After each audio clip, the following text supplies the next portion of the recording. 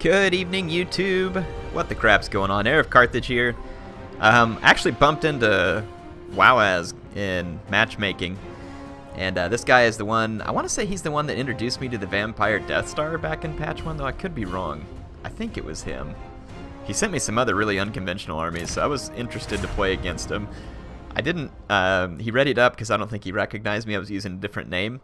And I didn't know what to expect. Chaos can actually throw quite a few different things at you right now. You can see that he's brought a rather understandable yet unconventional Chaos build. Understandable in the sense that the Everwatcher, again, it may have even been him who pointed this out to me. I don't remember who it was that sent me the replay of how the Everwatcher, he's unbreakable and you can punch through to missiles, and that kind of makes sense against a faction like the Wood Elves, right? They really like to skirmish.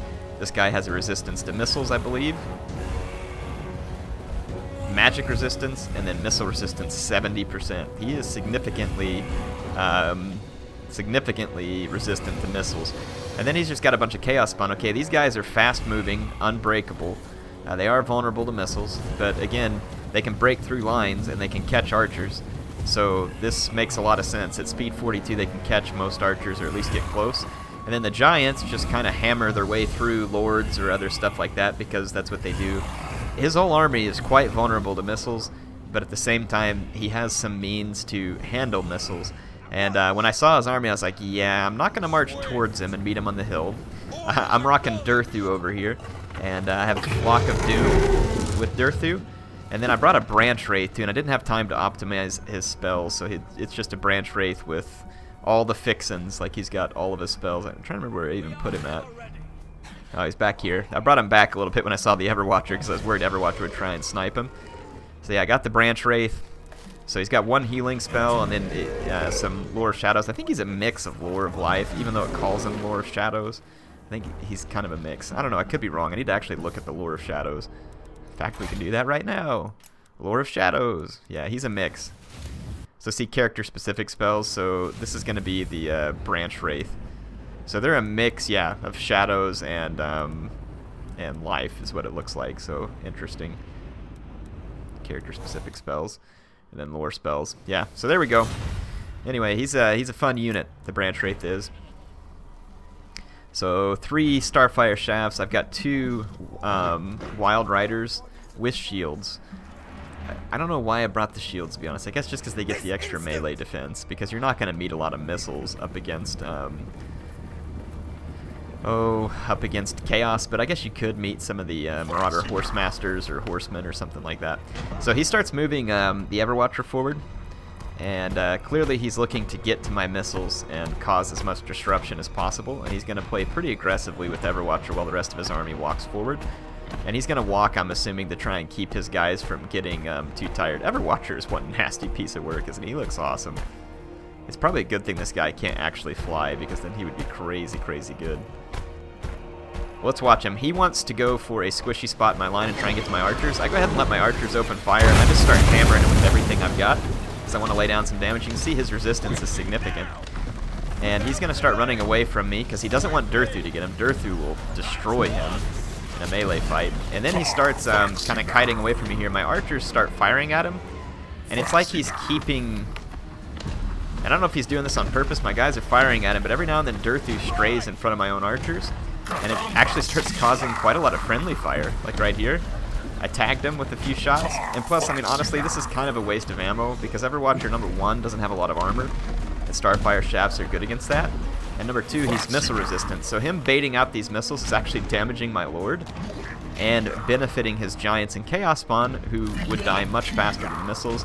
So I realized this momentarily, and I tell my men to cease fire, so I'm going to save my ammo and use it properly. And I'm going to use Durthu to keep this guy out of here. I got a good smack on this bird right there. So I'm going to be able to keep the Everwatcher out at a distance while his army moves in. Again, I want his army to get close enough for me to start using... it's a very tight-knit army here because of the nature of it. So I'm going to start dropping Flock of Doom all over him. He's going to make a run for this corner. Now you'll notice that I have my Wild Riders because Sartharel cannot break through cavalry. And I'm keeping them between him and my Glade Guard. So I'm going to be very, very careful with how I use my Wild Riders here, because I know that they're my only prayer of keeping this giant nasty bird away from my units. So Flock of Doom is going to drop, and I don't know how good it's going to do against these low unit model counts, but I can at least know that it's going to get in a lot of damage because it's going across all the different Chaos units. You can see it does almost nothing to the single unit models, but it does some decent damage to the Forsaken at least. So might as well. We got it, we might as well use it. Missed him with that missile ability. Probably should have just fired that at the blob. He's going to try and break through my spears. It doesn't really do much. I'm going to swamp him with the Wild Riders, and at this point I think he's overextended a little because Sartharil has taken immense damage now fleeing from my Wild Riders, and they are going to put some pretty serious hurt on him. I turned on fire at will for a moment, and of course my guys shot at him, when in fact I'm about to start targeting down a giant. So the real question is, can my very small elf army weather the storm? However, my center is made up of these Wildwood Rangers. These guys are freaking awesome looking. Definitely awesome. They have a bonus versus large. They're also armor piercing. They're, at least I think they have a bonus versus large. They do. Trample them! It's a moderate bonus versus large, just a bonus. See here, he tries to break through my lines and cause the disruption. I'm going to chase him with the reindeer cav. His whole army's coming on in. I've used a second Flock of Doom. My spears are able to hold back his guys momentarily, and again, you notice I keep the reindeer cavalry in the back because I'm waiting for him to try and break through my lines with these heavy units. But I also want to kill Sartharil, so I'm kind of chasing him. Durthu's going to get ganged up on by giants, though one giant is already down, and I can start focusing on the next. So again, keeping the reindeer cavalry back, because I know that all it's going to take is one of his units to break through here, and then I'm in serious, serious trouble. I've done some outflanking over here, got some Wildwood Rangers into the back of him, and here it comes. He's busted through a spear over here, and the Forsaken and the Chaos Spawn are making a blitz. So Sartharil tries to kind of intercept here. I get him with one unit, and then I try to intercept the rest. They're all just making a beeline for my archers, but Sartharil is running away from the reindeer cavalry. I call them that. They're Wild Riders, whatever you want to call them, but he's going to die running away from them.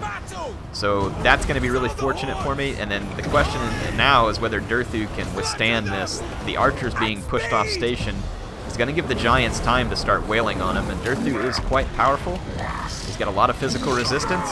I'm going to keep dropping Doom Flock, but there's really nothing over here that it does much to anymore other than the aspiring, well, not even the aspiring champions. It's not going to do much to everybody here, so honestly that was probably a waste. I should have used some spells just to buff my units from the Branch Wraith, but I do use the Branch Wraith to make sure I keep healing Durthu, but right now the healing spell is on cooldown. So I pulled Durthu out through my infantry, which have the giants pinned down momentarily. And then back here I was able to use my Wild Riders just long enough to pull back and get some shots into these Chaos Spawn, which is going to allow me to damage them significantly. Durthu is safe, and I don't think the giants are going to have what it takes to pull down all this anti-large infantry here. So I've got the giants where I want them. The Chaos Spawn back here are too few in number, and you're going to see that I split up my archers right there. See that, how I split up? That's important. That's how you have to kite away from stuff like this, is don't let them chase you all in one direction. Force them to pick, and then it allows you to pick them apart. So there we got rid of a Chaos Spawn. And now I can use these two to shoot the one that remains. The rest of his army starts to fall apart because the power bar, so the only units that are going to remain are the Chaos Spawn because they're unbreakable. So fortunately I was able to fight back his army here. Like I said, his army is definitely unorthodox and it comes with risk, but it also has a very specific purpose. Disrupt your lines. Clearly he wanted to get through to my missile units, and then the three giants, they can make mincemeat out of most lords very, very quickly. I think Durthu is one of the few who might be able to stand in that fight for at least a moment. Now, had all three of his giants been in that fight for very long, he may not have even Durthu been able to survive that. In fact, he was getting the crud beat out of him when I pulled him out, so that's just something that you have to be very aware of if you're going up against multiple giants and stuff like that. They dish an enormous amount of damage. So, and then you see again how he pushed my archers back. Had that happened earlier, where all three of his giants got a hold of Durthu, he may not have survived. It's hard to say. So, interesting army. It was fun playing against him, and I've appreciated the submissions that he sends in, and hopefully we'll get more from him in the future because they're a lot of fun. And I like kind of how he plays the game with this element of surprise. it's definitely interesting to see what he takes there. So hope y'all enjoyed this one. I had fun with it. In fact, let's go cover what the Branch Wraith is good at real quick, since I'm not familiar with it. I'll familiarize myself, and if any of you are not... Hey, yeah, look, I unlocked Musion, so I have the Red Duke now. So I did finally finish the Season Revelation campaign. I thought it was really fun, actually. I thought it was a pretty cool campaign. I won't give any spoilers out if you haven't played it, but I like how the Creative Assembly has it set up to where it has like kind of a nice story feel to it, even. So I thought it was pretty cool. One of the neater expansion campaigns that I've ever played. I don't know, what do you all think of it? Did you like it? I sure did. So Red Duke, he can go on the Zombie Dragon, the Hellsteed, or the Barded Nightmare. Of course on foot. He's a spellcaster, and he's armored and shielded, so great armor, got a shield.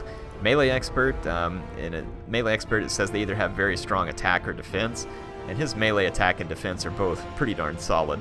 And he has really good weapon strength, but it's not armor piercing.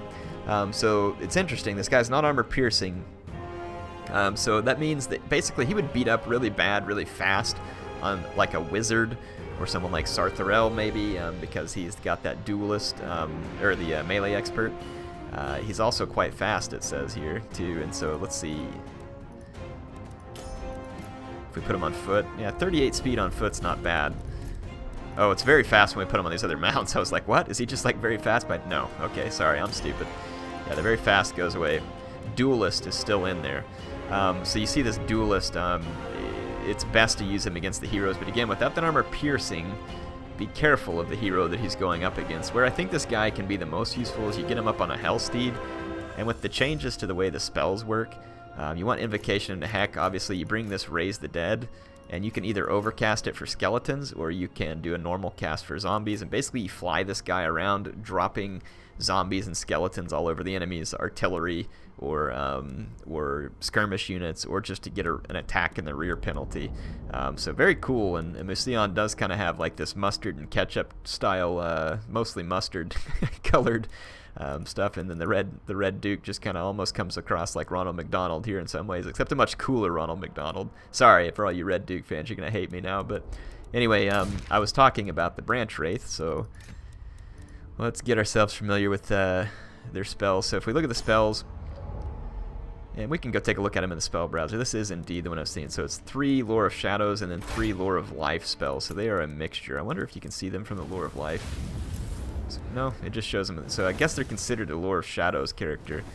But they have 3 Lore of Life spells, which is Shield of Thorns, Earthblood, and the others. But see, Melkoth's Mystifying Miasma is a direct damage spell, 200 meters, only lasts for 11 seconds. I need to test this and see if it's any good. If you overcast it, it's just increased damage. So, could be interesting. Awakening the Wood, this is a magical explosion. It takes away a ton of speed, though that debuff doesn't last for like a real long time. I'm not really sure what this spell is good for, if anything, at the moment, unless you're just trying to disrupt a line for a moment. And I'm not even sure it's really useful for that. Earthblood is going to replenish the hit points of units within the effect area, and it's only a 30-meter radius. If you overcast it, it just has an extended duration up to 28 seconds.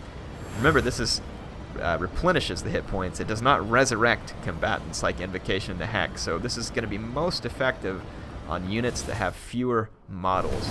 So like on Lords or on Treekin or other units that have fewer models, this will be more useful on them. Like if you're using this spell with the Empire, for instance, with what it would be, the Jade Wizard, I think it's the Jade Wizard. If you're using the Jade Wizard, you could use this to good effect to keep like Demigryph Knights alive and stuff like that, or other single unit model targets. Shield of Thorns, extra weapon damage and missile resistance for your units can be helpful. If you overcast it, it's greater impact, so 44% missile resistance and extra weapon damage. So this would be kind of a way to get all your guys in a radius to be protected as maybe they charge towards an enemy line. Only lasts for 20 seconds though, so pretty short duration. The Penumbral Pendulum seems interesting. I'd like to see this thing tested in some ideals scenarios just to see how much damage it can cause. Is it like Wind of Death? Can it cause that much damage? It takes a lot of mana, and the overcast is just extended range.